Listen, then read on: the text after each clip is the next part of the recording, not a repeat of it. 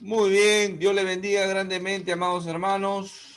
Gracias por conectarse, gracias por seguir estos estudios. Realmente estamos viendo el único que puede hacer ese puente entre Dios y los hombres. Dios haciéndose carne, haciendo ese puente entre Dios y los hombres, para pagar la justicia y en amor morir en una cruz por ti y por mí. Y vemos cómo sus credenciales, estamos estudiando Mateo, ya estamos en Mateo 8 y 9. Si recién te estás enganchando al estudio, no hay problema. Cada estudio tiene su propia aplicación. Salen muchos principios, muchas aplicaciones y tienes que traerlo a tu vida, ¿de acuerdo? Así que esta palabra es para ti.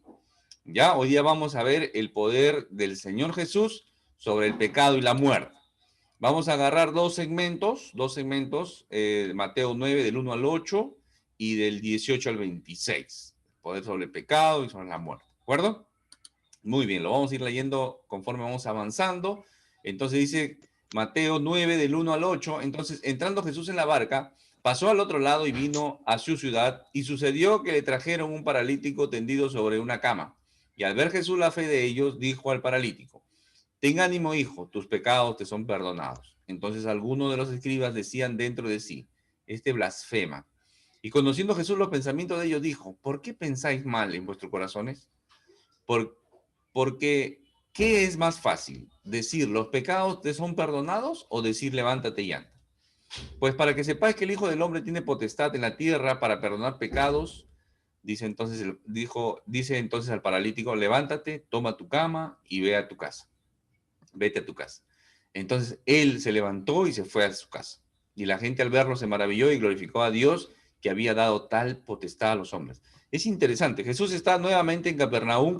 Capernaum, ya lo estudiamos en la clase anterior, vimos Capernaum, ¿no? La ribera del mar de Galilea, el lago de Galilea. Él hace de Nazaret, de donde es rechazado, donde creció su niñez, su juventud, de donde es rechazado, él hace su centro, por decir, su centro de operaciones, podríamos decir, ¿no? Muda a Capernaum. Ahora Capernaum era el lugar donde el Señor Jesús comienza a desarrollar su ministerio. Bueno, podríamos deducir de ahí estrategia de repente, ¿no? Porque Capernaum era una ciudad cosmopolita, comercial, bastantes viajeros pasaban por ahí, era un lugar de pivote, ¿no? Un lugar donde pasaban muchas personas, donde hacían mucho comercio. Entonces, podríamos decir que el Señor Jesús usó una estrategia. Podría ser, claro que sí. Es el Señor y no es, a veces nosotros los cristianos, los creyentes, a veces hacemos de tonto porque pensamos que no debemos conocer ese tipo de estrategias, ¿no? De ver qué es lo mejor. Y a veces pecamos de inocentes, como se dice, ¿no? ¿Qué pasa? ¿Qué está pasando acá? En este conglomerado de gente, nuevamente la gente se entera que el Señor Jesús está en Capernaum y nuevamente se agolpan, ¿no? Se agolpan, vienen las personas, se reúnen, comienzan a estar ahí, entran en una casa, ¿no? Y le traen un paralítico. Marcos nos da algunos detalles más, ¿no? En Marcos 2:4, el pasaje paralelo. Acuérdense que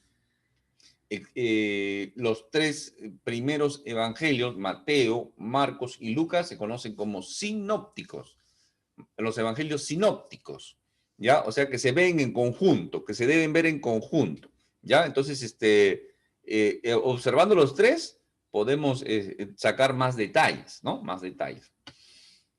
Y dice Marcos: y como no podían acercarse a él a causa de la multitud, descubrieron el techo de donde estaba y haciendo una abertura bajaron el lecho en el que yacía el paralítico.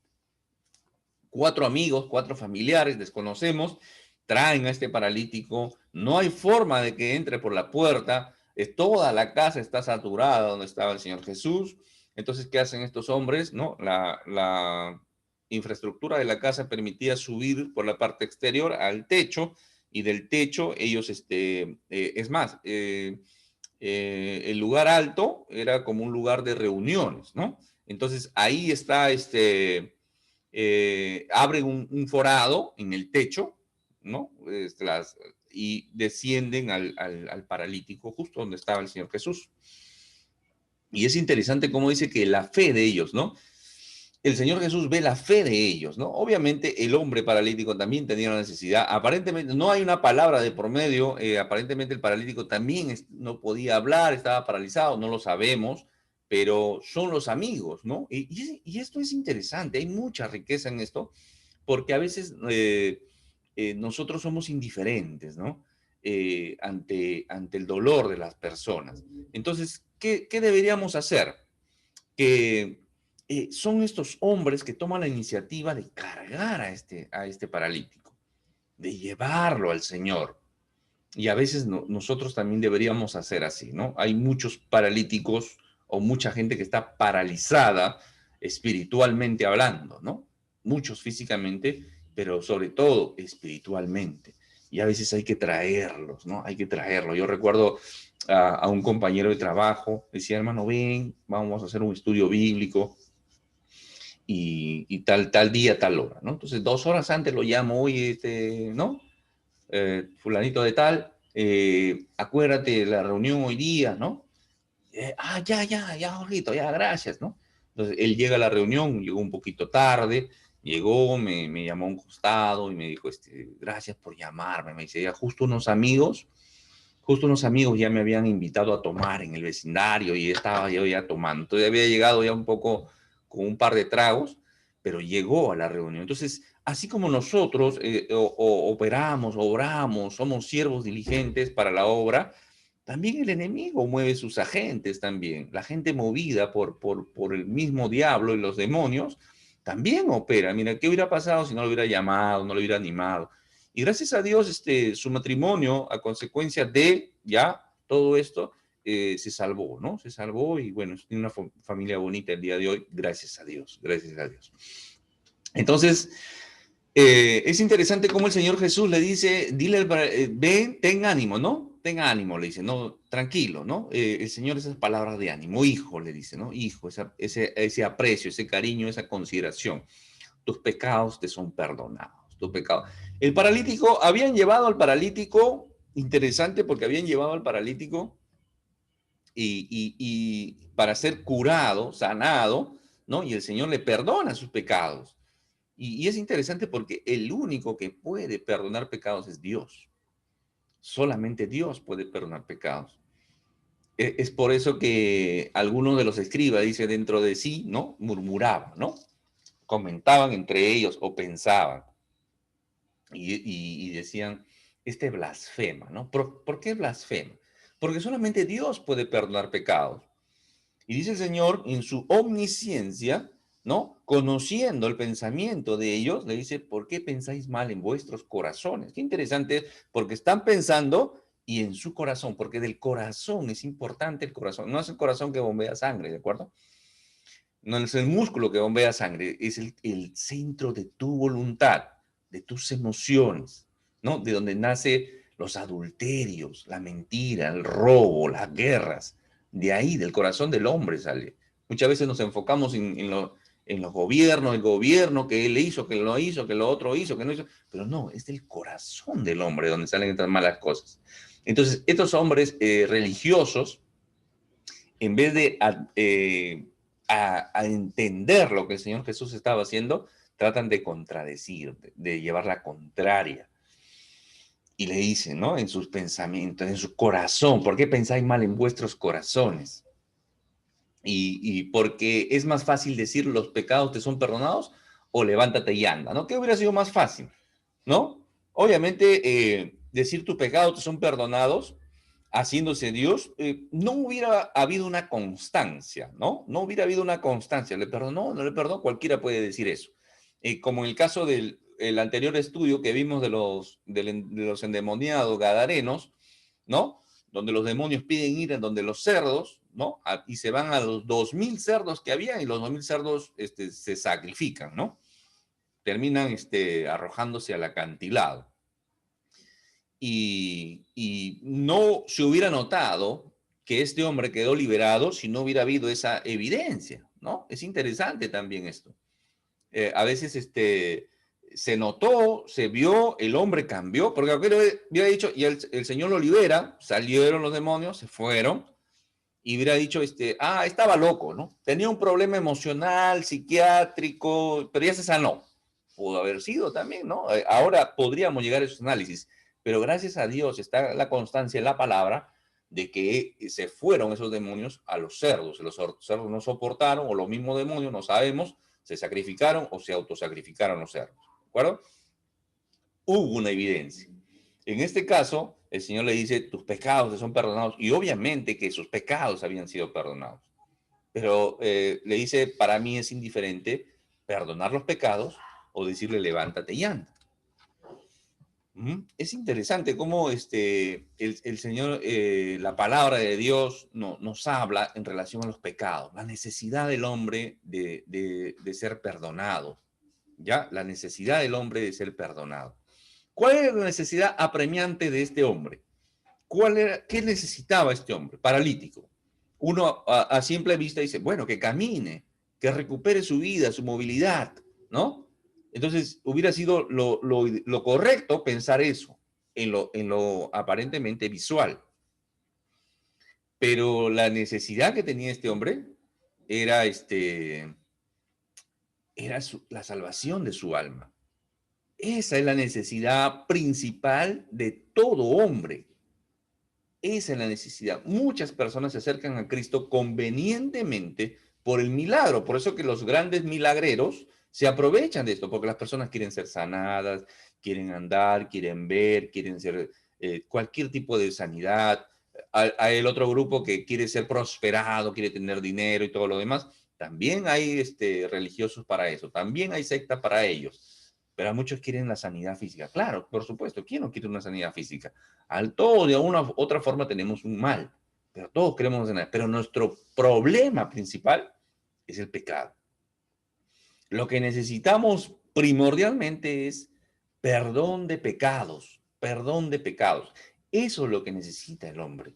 Y solamente Dios puede darnos esa salvación, esa liberación del pecado. Mira, Miqueas dice 7:19, Él volverá a tener misericordia de vosotros, sepultará vuestras iniquidades y echará en lo profundo del mar todos nuestros pecados. Interesante esta analogía, ¿no? Este simbolismo. Entre Jeremías 33-34 dice, porque perdonaré la maldad de ellos y no me acordaré más de su pecado. Interesante, ¿no? Interesante esta expresión de Dios a través del profeta Jeremías. Hebreos también va a repetir esto mismo, ¿no? Hebreos, el autor de Hebreos 10:17 va a repetir lo mismo. Entonces, es interesante cómo el hombre necesita esa sanidad, ¿de acuerdo? Pero para el Señor era indiferente, era igual, decir, tus pecados son perdonados o levántate y anda, o hacer la sanidad. Y el Señor muestra uno con lo otro, ¿no? Tus pecados son perdonados y lo levanta y camina y sana al paralítico. El paralítico levanta su camilla y se va. Y esa es la evidencia interesante que el Señor podía hacer o lo uno o lo otro, ¿de acuerdo? Y qué interesante también porque normalmente se atribuía, ¿no? En el contexto oriental, en este tiempo, y ahora también, el mal, la enfermedad a consecuencia de la vida pecaminosa, ya sea de la misma persona o sea de los padres, ¿no? Una herencia de pecado podría ser, ¿no? Entonces, este hombre tenía ese doble estigma en todo caso, ¿no? El ser paralítico y el ser juzgado por ser, por considerarlo un pecador. Entonces, el Señor Jesús obra maravillosamente haciendo este milagro, perdonando sus pecados y dándole sanidad. Y todos se quedaron maravillados, ¿no? Se quedaron asombrados. Ese asombro temeroso, reverente, ¿no? Y glorificó a Dios, dice, ¿no? La gente comenzó a glorificar a Dios. Y es interesante porque la gente comienza a ver al Señor Jesús y entiende que lo que obra es por asignación de Dios, por delegación de Dios, porque dice, había dado, ¿no? Que había dado, ¿no? Dios había dado esa potestad a los hombres para poder eh, perdonar pecados, ¿no? Ellos lo veían así, como una obra de que lo podía perdonar pecados. Ellos lo veían así. Estaban recién entendiendo que todavía no entendían al 100% que estaban frente al Dios hombre, ¿no? Dios hombre. Acá he puesto unos aspectos del pecado. El estudio del pecado es todo un estudio, ¿no? Se conoce como jamartología, el estudio del pecado, ¿no? Pero el pecado es transgresión contra Dios, no refleja a Dios, esa impronta, la imagen y semejanza que tenemos de Dios, no la refleja. El que está contrario a Dios refleja ser hijo del diablo, más bien, ¿no? Y esto está acá en Juan 6:70. Jesús le respondió, no os he escogido yo vosotros los 12, y uno de vosotros es diablo, dice el Señor Jesús, refiriéndose a Judas. En el 8:44 va a decir, vosotros sois de vuestro padre el diablo, y los deseos de vuestro padre queréis hacer. Eso dice la palabra. Él ha sido homicida desde el principio y no ha permanecido en la verdad porque no hay verdad en él. Cuando habla mentira, de suyo habla, porque es mentiroso y padre de mentira. Interesante, interesante. Todo aquel que miente, todo aquel que tiene esa tendencia mentirosa, homicida, adúltera, refleja simplemente a Dios, perdón, al diablo mismo en su accionar, ¿de acuerdo? Muy bien. Entonces, otro aspecto del pecado es que muestra la rebeldía contra Dios. Muestra rebeldía contra Dios. Todo esto sale de la Escritura. Dice, si aún con esto no me oyereis, sino que procediereis conmigo en oposición. Timoteo, Nuevo Testamento, conociendo esto, que la ley no fue dada para los justos, sino para los transgresores y desobedientes, para los impíos y pecadores, para los irreverentes y profanos, para los parricidas y los matricidas, para los homicidas. Esa es la palabra de Dios. El que está en rebeldía está en pecado. El hombre no puede cambiar esta naturaleza pecaminosa. No lo puede hacer. No puede liberarse de esa naturaleza pecaminosa. El que tiene mal carácter, el que es envidioso, egoísta. Hay pecados que son visibles, hay pecados que son internos, hay pecados que encadenan, ¿no? Hay pecados que enferman, hay pecados que degeneran la mente, y todo es consecuencia del pecado. Y el tema es que todos somos pecadores, dice la Escritura, por cuando todos pecaron y están destituidos de la gloria de Dios, todos estamos perdidos sin Dios. Es por eso que Dios toma la iniciativa e envía a su Hijo a morir en una cruz para pagar lo que tú y yo no podíamos pagar. Éramos esclavos del pecado. Pero cuando venimos a Cristo, tenemos una nueva vida, tenemos vida abundante, tenemos vida eterna. Tenemos esa salvación, por eso que se llama salvación. ¿De acuerdo? El pago del pecado, el salario del pecado, dice, es la muerte. Todos morimos a consecuencia del pecado. Si nuestros primeros padres no hubieran pecado, no hubieran desobedecido, nadie hubiera muerto. Pero morimos la muerte entra a consecuencia de la desobediencia. Porque la paga del pecado es muerte. Mas la dádiva de Dios es vida eterna. ¿En quién? En Cristo Jesús, Señor nuestro. Solamente en Cristo hay vida eterna. Por eso que si tú estás pensando que eres budista, eres sintoísta, eres confucionista, todo, tú puedes tener todas las religiones que quieras, pero igual estás perdido. Igual estás perdido. Si eres idólatra, adoras imágenes, estás perdido, estás en una religión. Aún, ¿no? Siendo creyente, cristiano evangélico o con el título de cristiano, porque ahora hay cristianismo sin Cristo también, ¿no? Hay muchos que dicen, soy cristiano, pero su vida no refleja a Cristo. Entonces, esos también están en el camino ancho. Hay que tener un encuentro personal con Cristo, venir arrepentido y que sea Cristo quien transforme mi vida. Si yo hago las cosas por fuerza de voluntad, yo puedo, ese es el problema del religioso, ¿no? Cuando alguien viene, un pecador, encadenado al pecado, en vicios, y conoce a Cristo y su vida se ve transformada, se nota un cambio de transformación, ¿no? Yo estudiaba la escritura con un compañero y siempre conversaba con él y todo eso. Y me dice, hermano, te voy a contar algo, me dice, ¿no? Tú ves a esos drogadictos, esos que están cochinos, que no se bañan una semana, 2 semanas, limpiando carros para una moneda para seguir drogándose. Así estaba yo, me dice, hermano. Así estaba yo hasta que conocí a Cristo. Y mira lo que el Señor ha hecho en mi vida. Entonces, uno podía ver la diferencia y yo no le podía creer lo que me estaba contando, pero obviamente le creía porque era mi hermano en Cristo y no estaba diciendo mentira. Entonces, esa era la vida que tenía antes de Cristo. Y ese cambio dramático, radical, transformador, solamente lo logras en Cristo, nada más. En nadie más, solamente en Cristo. Y a contrario del religioso, y eso es lo peligroso del religioso, es que el religioso tiene una vida moral estable. Moralmente es estable y cuando conoce a Cristo, su vida a veces permanece igual. Entonces no puede uno notar la diferencia, solamente el Señor lo sabe. Por eso yo no pongo en tela de juicio la conversión de nadie, pero la palabra de Dios dice que por sus frutos los conoceréis. Si yo sigo llevando la misma vida que tenía antes y digo que he conocido a Cristo y sigo viviendo igual, entonces no ha habido un impacto, no ha habido una conversión, no ha tenido un encuentro con Cristo. Solamente lo estás apretando, estás ahí con Cristo, pero no estás en Cristo.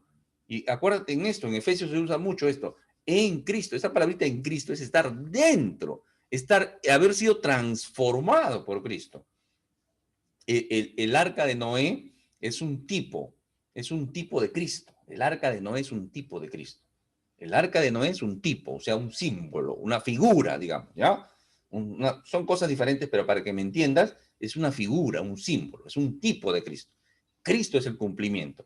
Todos los que estaban dentro del arca se salvaron. Solamente los que estaban dentro del arca se salvaron. Los que estaban afuera, todos perecieron. Todos se murieron. ¿De acuerdo? Pero los que estaban dentro del arca se salvaron. Y solamente fueron 8. Noé, su esposa, sus 3 hijos, sus 3 esposas. ¿De acuerdo? O los 3 hijos con sus esposas. Solamente los 8. Igualmente es el cristiano. El que está en Cristo no padecerá el juicio. No sufrirá el juicio. No sufrirá la condena eterna. No sufrirá la segunda muerte. Los que estén en Cristo. Pero todos los que estén afuera queriendo entrar, diciendo qué bonita arca, me gusta este Cristo, no me gusta, sí me gusta, qué bonito. Esos se van a quedar afuera. Están perdidos. De ahí la importancia. Interesante porque avanzamos al otro pasaje, ¿no? Vemos el poder del Señor sobre el pecado, solamente Dios puede perdonar, el Señor Jesús lo demostró. Ahora vemos el poder del Señor Jesús sobre la muerte. Mientras Él le decía estas cosas, vino un hombre principal y se postró ante Él, diciendo, mi hija acaba de morir, mas ven y pon tu mano sobre ella y vivirá. Y se levantó Jesús y le siguió con sus discípulos. Y he aquí una mujer enferma de flujos de sangre, desde hacía 12 años se le acercó por detrás y tocó el borde de su manto. Porque decía dentro de sí, si tocare solamente su manto, seré salva. Pero Jesús, volviéndose y mirándola, dijo, ten ánimo, hija, tu fe te ha salvado. Y la mujer fue salva desde aquella hora. Al entrar Jesús en la casa del principal, continuando la historia, esta de la mujer es un paréntesis, continuando con la historia, en el 23, al entrar Jesús en la casa del principal, viendo a los que tocaban flautas y la gente que hacía alboroto, les dijo, apartaos porque la niña no está muerta, sino duerme. Y se burlaban de él. Pero cuando la gente había sido echada fuera, entró y tomó de la mano a la niña y ella se levantó y se difundió la fama de esto por toda aquella tierra. Interesante. Este es un hombre principal, ¿de acuerdo? Eso nos dice Marcos, Mateo, Marcos y Lucas nos dicen que se llamaba Jairo, ¿no? Era un hombre principal porque era el hombre más importante dentro de una sinagoga, era como el administrador, el supervisor dentro de la sinagoga en Capernaum, ¿de acuerdo? Entonces, posiblemente era un fariseo. Y es interesante porque los fariseos ya estaban levantándose en franca oposición al ministerio del Señor Jesús. ¿De acuerdo? Fariseos y saduceos se estaban levantando ya en contra del ministerio del Señor Jesús. Entonces, este fariseo, que era un hombre importante dentro de la sinagoga y sabía de esto, no le importó eso. No le importó el comentario del pueblo, no le comentó. El comentario del pueblo es interesante porque el comentario del pueblo influye mucho sobre las personas, ¿no? Alguien va a decir pueblo chico, infierno grande, ¿no? Justamente por eso, porque el chisme es el que mueve a veces dentro del pueblo, mueve a la gente, el chisme mueve a la gente, y eso no ha cambiado, ¿no? El chisme mueve el mundo, si no mira los programas de espectáculo. ¿Por qué los programas de espectáculo tienen éxito? Porque la gente mira eso, porque a la gente le gusta eso. Es el morbo natural que tiene la persona. Y es el morbo natural que tiene la naturaleza pecaminosa. Porque a la gente nada, no le importa la vida de la gente, pero dice, sí, que fulanito que estuvo con esto, pero ahora está con el otro. ¿Por qué? Y eso le gusta a la gente. ¿Y qué importa? ¿Y a ti qué te importa? Si el mundo se mueve así y cosas peores se van a hacer. Cosas peores se van a hacer. Terribles. Pero el chisme jala, porque es parte del morbo de la naturaleza caída del hombre. Así es. Por eso que todos esos negocios en el mundo venden. Los negocios del mundo venden. Droga, alcohol, pornografía, sexo, todas esas cosas venden. ¿De acuerdo? Bueno, entonces, este hombre no le importó el comentario, no le importó incluso ser separado de repente de su sinagoga, siendo un hombre muy importante dentro de... ¿Pero por qué? Está mal su hija. Acá Mateo nos dice que ya había muerto su hija, pero Marcos y Lucas nos cuentan que él iba en camino y su hija estaba enferma todavía. Pero cuando llega el Señor Jesús, ya le comunica que ya no moleste al maestro porque ya había muerto. Entonces, todo padre, ¿no? Todo padre desesperado en busca del único que puede ayudarnos, ¿no? Y es lamentable también esto. Este no es un estudio donde yo leo la palabra y te memoriza lo que dice la historia y nos olvidamos después. No, este es un estudio bíblico, si recién te estás enganchando a los estudios, este es un estudio bíblico en que buscamos traer a aplicación a nuestra vida, a tu vida, la palabra de Dios. Si no, no tiene sentido, ¿de acuerdo? Esto debe moldearnos a nosotros, cambiarnos a nosotros. Y muchas personas, a veces, y es lamentable decirlo, porque a veces en vez de recurrir a Dios, recurrir a Cristo, el único que puede salvar tu alma, ¿no? Recurren a imágenes. Peor aún, recurren al brujo, ¿no? Al brujo porque le han hecho brujería, le han hecho mal, por eso que está mal. Y en desesperación los padres, los hijos, hacen de todo por tratar de salvar a esa persona y agravan la situación. El único que puede salvar, puede ayudar, puede sanar, puede ayudarte es Cristo. Quien puede darle vida eterna es Cristo. ¿De acuerdo? Entonces, este padre acude al Señor Jesús. ¿De acuerdo? ¿Qué más nos dice la palabra? Dice que se levantó y le siguió con sus discípulos. El Señor Jesús pudo haber dicho, bueno, ya tu hija está sana, ya está resucitada, no hay problema. ¿Pudo haberlo hecho el Señor? Por supuesto, pero el contexto, había muchos otros enfermos también, cerca al Señor seguramente, pero el contexto, ¿no? O sea, el Señor se involucra en la compasión del hermano, en la compasión de la persona, mejor dicho, ¿no? O sea, él ve la compasión, se acerca y este hombre se postra, ¿no? Proscuneo nuevamente en adoración, ¿no? La adoración muchas veces era acercarse, tocar los pies, besar los pies o tocar el piso en el cual iba a pisar la persona. Esa era adoración, ese era el proscuneo, ¿de acuerdo? Y esta persona se tira aparentemente ahí, ¿no? Me gusta este gráfico, por eso lo he puesto, ¿no? Porque aparentemente el Señor se agacha, ¿no? Se compadece, se identifica, ¿no? Ahora el término, ¿no? El término actual sería, tiene empatía con este hombre.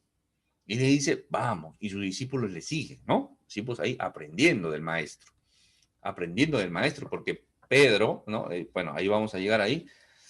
Ahí entra el paréntesis. En esta historia entra un paréntesis, que es una mujer que tenía flujo de sangre por 12 años.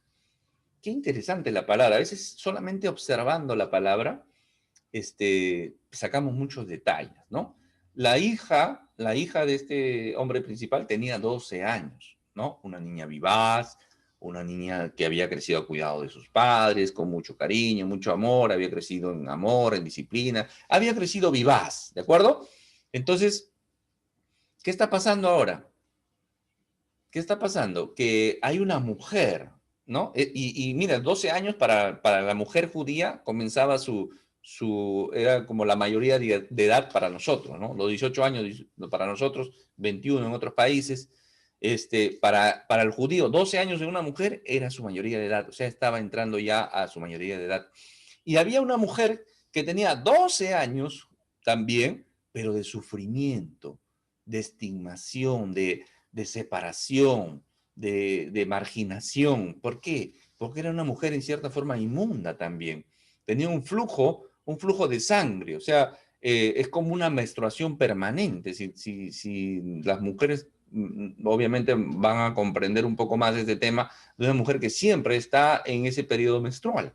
Entonces era complicado. Y no solamente eso, sino que la hacía ceremonialmente impura, ¿no? Levítico 15, 25, hay que leer desde 24, 25, 26, 27, 28, y ahí va a entender un poquito más sobre esto, ¿no? Y la mujer cuando sí siguiera el flujo de su sangre por muchos días fuera del tiempo de su costumbre, o cuando tuviera flujo de sangre más de su costumbre, todo el tiempo de su flujo será inmunda, como en los días de su costumbre. Todo lo que esa mujer tocara, o donde se sentara, o donde se recostara, quedaba inmundo, impuro, ¿ya? Por eso que ahí va a estar Raquel, ¿no? Raquel cuando le roba los ídolos a su padre, ¿no? Y su padre, Labán, le da el alcance a Jacob, ¿no? Y le dice, ustedes se han robado mis ídolos, ¿no? Mis terafines. Entonces, y la que se había robado era Raquel. Comienza, le dice, Jacob le dice, revisa, pues si tú lo encuentras, matamos al que lo ha robado. Y Raquel se lo había robado. Entonces Raquel, ¿qué hace? Se lo pone en unas telas y se sienta, como en un cojín, se sienta. Y entonces cuando Labán entra a revisar a su carpa, a su tienda, su padre Labán, era su padre, Labán, le dice, bueno, hija, estoy revisando, pues, ¿no? Voy a revisar acá también. Y ella le dice, papá, disculpa que no pueda parar, estoy en los días de la costumbre de las mujeres, ¿no? Un eufemismo para decir que estaba en su periodo menstrual. Entonces, ¿por qué? Entonces Labán no podía, pues, contaminarse, ¿no? Entonces, así fue como escondió. Acá está el 26 y 27 también, toda la cama en que durmiere todo el tiempo de su flujo, le será como la cama de su costumbre, y todo mueble sobre que se sentare será inmundo, como la impureza de su costumbre. Cualquiera que tocara esas cosas será inmundo, y lavará sus vestidos, y asimismo se lavará con agua, y será inmundo hasta la noche. Entonces esta mujer, imaginémonos cómo vivía, ¿no? Cómo vivía realmente, ¿no? Y ella decía, porque decía dentro de sí, si tocare solamente su manto, seré salva, decía, ¿no? Y es interesante porque en el original no es que ella dijo, si tocare solamente su manto, seré salva, sino que es como si constantemente, ¿no? Es como cuando uno entra en ese círculo cerrado en nuestra mente, ¿no? Si tocara su manto, si tocara, voy a ser salva, si tocara, ¿no? Es como si constantemente lo estuviera repitiendo, ¿no? Tiene un objetivo nada más en su mente. Es como cuando alguien tiene un objetivo, lo voy a hacer, lo voy a hacer, lo voy a hacer. Así iba esta mujer, ¿no? Eso es lo que iba diciendo dentro de sí esta mujer. Y Marcos, ¿no? Marcos nos va a decir, y había sufrido mucho de muchos médicos y gastado todo lo que tenía y nada había aprovechado, antes le iba peor, ¿no? Interesante, Marcos desde otra perspectiva, nos cuenta esta historia, ¿no?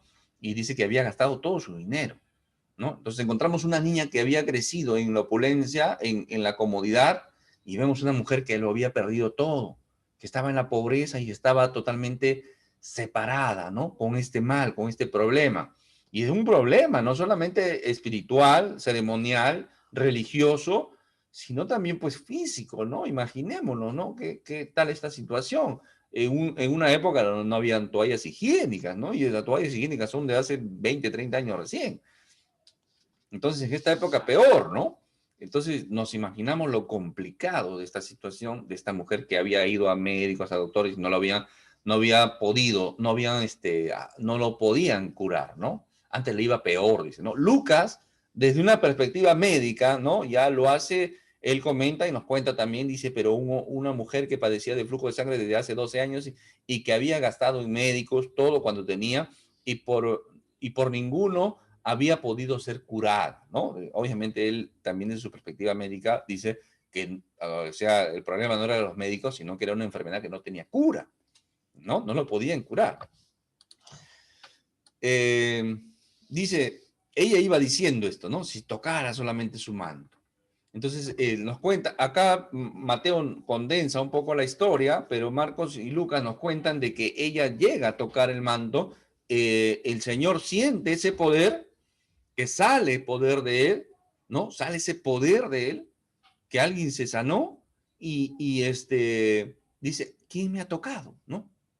Y es interesante porque él está seguramente en una calle apretado, ¿no? Donde todo el mundo lo empujaba, ¿no? Lo codeaba, ¿no? Entonces estaba apretujado, caminando seguramente en la calle y él dice, alguien me ha tocado y uno de sus discípulos le va a decir, Señor, pero me ha tocado? La gente te está empujando y tú dices, ¿quién te ha tocado, no? Entonces, no, he sentido que ha salido poder de mí. Entonces él voltea y ve a la mujer postrada en el piso, postrada en el suelo, y con temor, ¿no? Con temor porque ella había tocado el borde de su manto, había tocado su manto el Señor.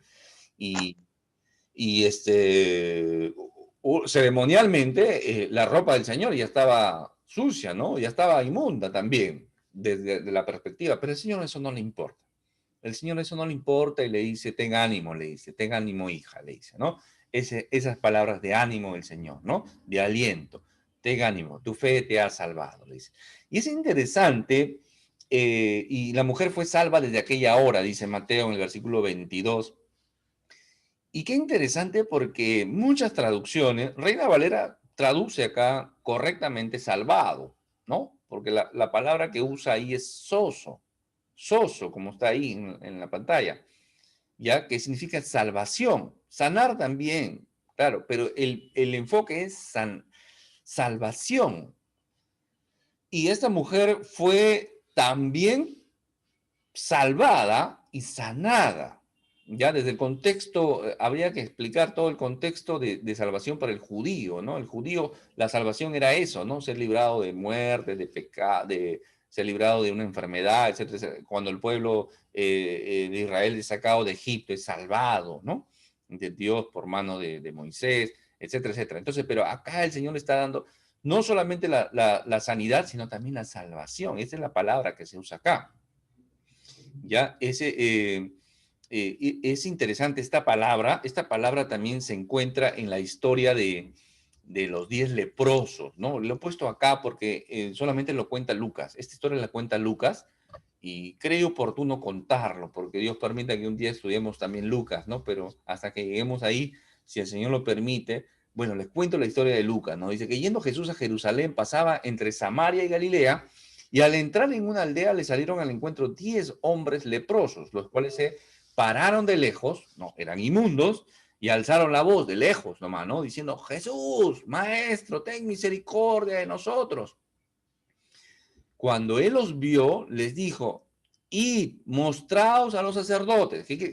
El leproso no se podía mostrar al sacerdote si no había sido sanado, ¿de acuerdo? Entonces, solamente se presentaban al sacerdote para ser evaluados cuando iba a ser sanado, cuando ya había sido sanado para evaluación. Pero ellos le dice, ¿qué dice el Señor Jesús? ¿No? Y mostraos a los sacerdotes. Y aconteció que mientras iban, ¿no? El Señor iba por acá seguramente, ellos iban para allá. Entonces, iban para allá y dice que, y aconteció que mientras iban, fueron limpiados, comenzaron a limpiar. Su piel comenzó a ser regenerada. Todos se comenzaron a limpiar. 15, versículo 15. Entonces, uno de ellos, viendo que había sido sanado, volvió glorificando a Dios a gran voz. Volvió, o sea, he sido sanado, ¿no? Y se dio la media vuelta y comenzó a buscar nuevamente al Señor Jesús. Pero en ese caminar, en ese correr, en ese alboroto, él iba glorificando a Dios, agradeciendo a Dios.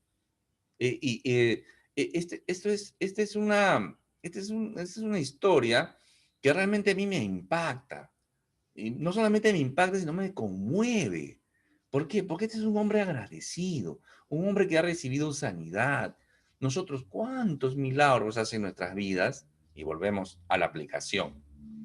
A veces a los hermanos no les gusta esta parte cuando yo traigo aplicación la palabra, pero yo lo aplico a mí, aplícalo a tu vida también, porque es así. ¿Cuántas veces el Señor ha obrado a nuestro favor y hemos sido mal agradecidos? Muchas veces, hermano, muchas veces.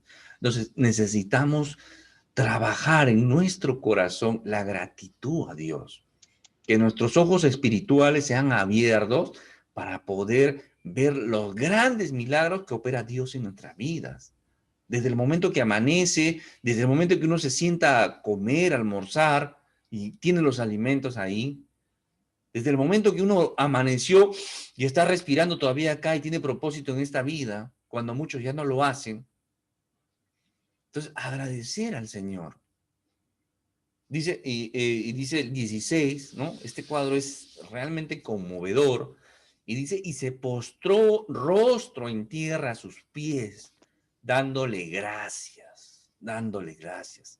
Y qué interesante la palabra, ¿no? Cómo la palabra está ahí. Dice que estaban entre Samaria y Galilea. Y acá en el 16 nos dice que este era un samaritano. O sea, ni siquiera era judío, conocedor de la escritura, de la fe verdadera. No, era un samaritano. Y respondiendo Jesús, dijo, ¿no son 10 los que fueron limpiados? ¿Y los 9 dónde están? Y no hubo quien volviese y diese gloria a Dios sino este extranjero. O sea, a veces debemos imaginar nosotros como el Señor también, ¿no? El impío, el inconverso, a veces, gracias Diosito, a veces, ¿no? No sé qué Diosito, pero Él dice, gracias Diosito. O sea, y nosotros los creyentes no hacemos eso. No le damos la gloria a Dios cuando nos pasa algo bueno. Más bien cuando nos pasa algo malo queremos renegar de Dios, ahí sí nos acordamos de Dios. Pero no nos acordamos cuando las cosas vienen de bien. ¿Qué le dijo el Señor Jesús? Y le dijo, levántate, vete. Tu fe te ha salvado. 10 fueron sanados, pero uno fue salvo. Interesante. Por eso es que los milagros, no necesariamente los milagros convierten a las personas. No necesariamente, no hay milagros que conviertan a las personas. Hay un interés de promedio. Claro, se sanaron, oye, sánanos, ya, se sanaron, ya, listo, se acabó. Pero uno solo fue salvo. Uno solo regresó a agradecer. Interesante. ¿De acuerdo? Y dice acá, entonces esta mujer fue salva, ¿no? Fue salva. Retomamos la historia, ¿no? Y al entrar Jesús en la casa del principal, viendo a los que tocaban flautas y a la gente que hacía alboroto, les dijo, apartaos porque la niña no está muerta, sino duerme, y se burlaron de él. ¿No? Había pasado cierto tiempo entre que Jairo va a buscar al Señor Jesús, muere su hija, y entre que regresan, había pasado cierto tiempo. ¿Por qué? Porque ya había ese alboroto en el velorio, ¿no? En el funeral ya había ese alboroto. ¿Por qué? Porque en un funeral oriental, ¿no? A diferencia nuestra, donde hay un funeral donde nadie hace bulla, todos conversan bajito, ¿no? Nadie hace escándalo, ¿no? Se mantiene cierto silencio. En el oriente no es así. En el oriente, básicamente en este contexto judío había 3 cosas que se hacían, ¿no? El padre se rasgaba la vestidura, ¿no? Se arrancaba la parte del pecho, ¿no? Que se veía cierto un puño. Y se arrancaba, se rasgaba las vestiduras, en señal de luto, de dolor. Y lo otro que se hacía era contratar a las plañideras, ¿no? Las que lloraban por la familia, esas personas que contrataban y lloraban por el velorio, gritaban un nombre del difunto y a veces mencionaban los nombres también de otros difuntos familiares y eso traía más pena, más congoja al funeral, ¿no? también lo que se hacía era contratar músicos, dentro de ellas los que tocaban la flauta, y no tocaban una melodía fúnebre, sino hacían una bulla, una cosa discordante, hay ¿no? Algo que no tenía armonía y creaba más caos, ¿no? Más caos, más confusión, más dolor en el funeral. Por eso que ahí dice la gente ya que hacía alboroto, ¿no? Por eso que dice la palabra esto. Entonces era un funeral oriental, judío. ¿Y qué le dijo el Señor Jesús? Que se apartara, porque la niña no estaba muerta, sino dormida. Y los que normalmente seguramente estaban llorando, ¿no? Diciendo, lamentándose, las plañideras estaban llorando, estaban gritando, se comenzaron a burlar. O sea, cambiaron ese estado de ánimo. Claro, eran personas contratadas para esto, pero cambiaron, ¿no? Se comenzaron a burlar del Señor, seguramente con carcajadas y todo eso. El Señor hace que salga esa gente, ¿no? Esto más adelante, ahí qué interesante porque acá dice la palabra que si no duerme, dice, ¿no? No está muerta, sino duerme. Ahí tengo un estudio, está en YouTube, pueden buscarlo, estudio, al morir estamos dormidos o despiertos. Ahí explico esta parte, ¿ya? Esto de sacar a las personas que estaban ahí haciendo el alboroto, que incomodaban o distraían o simplemente su fe no era, no había fe, no era la correcta. Pedro lo va a hacer posteriormente también, ¿no? Pedro también aprende del maestro, aprende del Señor y lo va a hacer, ¿no? Con Dorcas, ¿no? Con Tabita. Ahí están Hechos 40, esta historia. Y qué bonito esto porque los tres evangelistas, ¿no? En los sinópticos, los tres mencionan en Marcos 5:41 y tomando la mano de la niña. Tomando la mano. El Señor tenía necesidad de tomar, no, simplemente le he dicho talita cumi y se acabó el asunto. Y la niña hubiera despertado y ¿no? Se hubiera levantado. Pero él dice, tomando la mano de la niña, ¿no? Y esos detalles son, hermano, tienes que meterte en la escritura, tienes que meterte en el cuadro, tienes que meterte en la historia. Y vas a ver cómo la palabra comienza a cobrar vida, porque por eso se dice que la palabra es viva, eficaz. Es perfecta la palabra de Dios. Cuánto amo yo tu ley, decía el salmista David, decía, cuánto amo tu ley, ¿no? Lee el Salmo 119, es uno de los más largos, pero lee el Salmo 119, vas a ver cómo esa es una oda a la escritura, ¿ya? El Señor Jesús le toma la mano a la niña y le dice talita cumi, ¿no? El arameo, ¿no? El arameo siriaco, van a decir los más estudiosos, acuciosos. Esto es arameo. ¿No? Esto no es griego, no es hebreo, es arameo. ¿Ya? Talita cumi, le dice. Que traducido es niña, a ti te digo, levántate, ¿no? Y en el griego se usa la palabra, el diminutivo. Dice niñita, niñita, ¿no? Niñita, a ti te digo, levántate. Ese amor, ese cariño de nuestro Señor. ¿No? Lucas nos va a decir que el espíritu vuelve a la niña y la niña, ¿no? Recobra la vida y se incorpora, ¿no? Entonces, es interesante, hermanos, cómo al hacer estos estudios entendemos pues que la muerte es parte de la vida.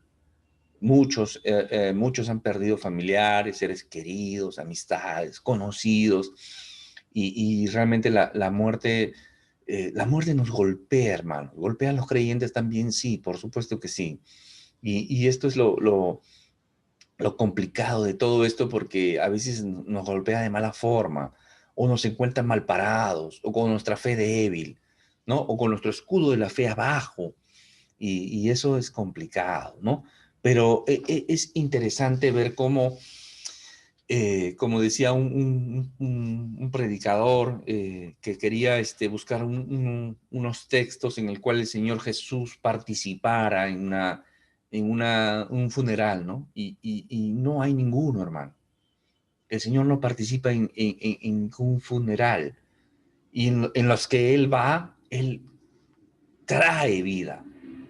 Trae vida. Está Lázaro, está esta niña, la hija de Jairo, está el hijo de la viuda de Naín. Entonces, el Señor donde va trae vida. Y esa es la esperanza que tiene el creyente. Esa es la esperanza que tiene el creyente de la vida eterna. Un científico canadiense, ¿no? Va a decir, yo estoy buscando una fe donde me diga alguien que haya vencido la muerte y que me muestre a mí el camino de cómo también vencerla, ¿no? Entonces, él dijo, bueno, he ido a la tumba de Buda y ahí está, he ido a la tumba de Mahoma y ahí está, y todos están. He ido a la tumba de Jesús y no está. Entonces, él venció la muerte. Ahora viene mi segunda pregunta y es, ¿puedo yo también vencer esa muerte? Y el Señor también tiene respuesta para eso, porque yo vivo, tú vivirás, dice, yo quiero este Señor, dice este científico. Es un científico, obviamente, usando su razón y sus cosas, ¿no? Pero, ¿tiene lógica en lo que dice? Por supuesto que tiene lógica en lo que dice. Solamente nosotros predicamos en base a una tumba vacía. Y el Señor Jesús le dice, le dijo, yo soy la resurrección y la vida. Y el que cree en mí, aunque esté muerto, vivirá. Esa es nuestra esperanza. Y esta no es una esperanza incierta. Esta es una esperanza certera, hermano, de convicción. ¿De acuerdo? Pablo, escribiendo a la iglesia en Roma, o en Romanos 8, 37, 39, dice, antes en todas estas cosas somos más que vencedores por medio de aquel que nos amó. Por lo cual estoy seguro que ni la muerte ni la vida, ni los ángeles ni los principados, ni las potestades, ni lo presente, ni lo porvenir, ni lo alto ni lo profundo, ninguna otra cosa creada nos podrá separar del amor de Dios. ¿Qué es en quién? En Cristo Jesús, Señor nuestro. Nuevamente, solamente en Cristo Jesús. Nada nos puede separar de Dios. Nada nos puede separar de Dios. Pablo puede haber dicho simplemente en estos versículos, decir, nada nos puede separar del amor de Dios, nada nos puede separar de Dios, y hubiera sido entendible. Pero Pablo hace toda una exageración, lo alto, lo bajo, la muerte, los ángeles, los demonios, todo eso, ¿no? Ni lo de actual, ni lo pasado, ni lo porvenir, nada nos puede separar. Todos los extremos que pueda uno entender, si uno está en Cristo, nada nos puede separar de Dios. ¿De acuerdo? Y es interesante porque en Cristo no hay enfermedad, no hay dolor, no hay muerte. Claro, sufrimos, padecemos, sí, hermano, pero yo todavía estoy enfermo, y yo también. Pero yo también tengo dolor, yo también. Yo también veo a la gente morir, yo también la veo. Un día partiremos, si es que Cristo no viene antes. Pero la muerte lo único que hará es acercarnos, enviarnos a los brazos de nuestro Señor, ¿no? Tomando el ejemplo de la mujer que tocaba el borde del borde del manto del Señor Jesús. Había un teólogo, creo que se llama James Simpson creo que se llama, cuando ya estaba moribundo, ¿no? Uno de sus siervos, de sus discípulos le dice, ¿no? Bueno, ahora vas a descansar en los brazos de Cristo, ¿no? Vas a estar muy pronto en los brazos de Cristo, vas a poder reposar ahí. En la humildad de este siervo, ¿no? Decía, bueno, no aspiro a tanto, pero lo que sí sé es que cuanto pueda me voy a aferrar de su manto, decía él, ¿no? O sea, como esa mujer que se arrastra a tomar el manto del Señor Jesús, tocar el manto. Ese hombre decía, no aspiraba a estar en los brazos del Señor Jesús, no, aspiraba a arrastrarse, seguir arrastrándose a tomar el manto de su Señor. Es bonito este cuadro y es bonito lo que la palabra nos enseña y la esperanza que tenemos nosotros los creyentes, los cristianos, ¿de acuerdo? Es la esperanza que tenemos, ¿ya? Y esta es una historia muy, muy, muy, muy conmovedora, ¿no? Y el detalle de todo esto, hermanos, es que no hay ningún sufrimiento, ninguna enfermedad en cuanto a lo que Dios ha preparado para nosotros. Y está en Romanos también, justamente en el Romanos 8 también. En el 18 lo va a decir, antes de lo que hemos leído, va a decir, sin embargo, lo que ahora sufrimos no es nada comparado con la gloria que Él nos revelará más adelante. No hay nada. No hay dolor, no hay sufrimiento, no hay nada de eso, ¿no? El Señor ya no habrá llanto, ya no habrá muerte, ya no habrá dolor. Todas esas cosas serán pasadas. Ya no, ya. Esa es la esperanza que tiene el creyente. Por eso es que un cristiano ya no tiene ese temor a la muerte. Porque la muerte lo que hace es empujarlo a los brazos de su Señor. acercarlo, o como decía este siervo, al menos tirarnos a los pies de Cristo. Eso es lo que hace la muerte. Seguramente el Señor nos levantará, nos abrazará, estaremos ahí. Y eso es lo importante de todo esto. Hay un padre cristiano va a decir, yo les predico a mis hijos, yo les enseño a mis hijos, porque no quiero, yo quiero a estos muchachos encontrármelos también en el cielo. Quiero verlos también allá. Y ese es el anhelo que uno debe tener. Lamentablemente, muchos tienen esa dureza de corazón. Muchos no aceptan, no quieren oír, quieren permanecer en sus pecados, quieren estar muertos en sus delitos y pecados.